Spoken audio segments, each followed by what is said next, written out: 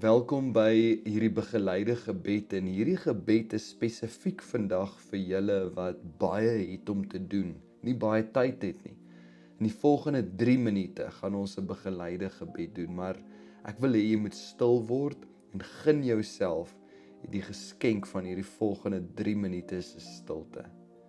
Efesiërs 3 vers 16 sê, ek bid dat hy vir julle na die rykdom van sy heerlikheid dit sal skenk, om deur sy gees met krag na die innerlike mens versterk te word.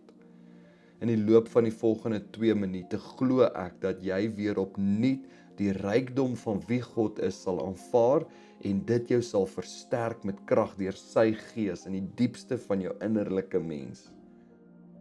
Maak jou handpalms oop en jou arms oop saam met my. En nou, Here, aanvaar ons u krag van u gees in ons binneste innerlike wese. Alles wat wag in ons toekoms, Here, kan maar net daar wag vir 'n oomblik en alles wat gebeur het in ons verlede sit ons agter ons. Here, ek is teenwoordig in hierdie oomblik saam met u. En u is in beheer en die rykdom van wie u is, Here, dit gee vir my krag, dit versterk my. Met jou oë toe sê dit hardop saam met my, Here, ek aanvaar u krag. Here, ek aanvaar u krag. Sê dit nog 'n keer. Here, ek aanvaar u krag.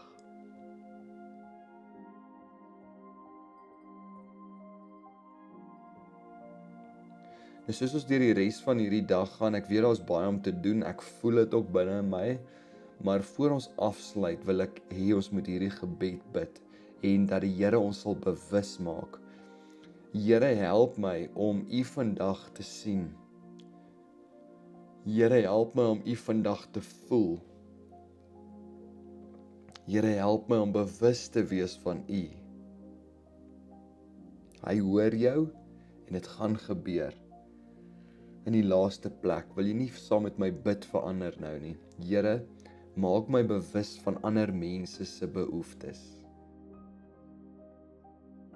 Here, maak my bewus van ander mense se behoeftes vandag.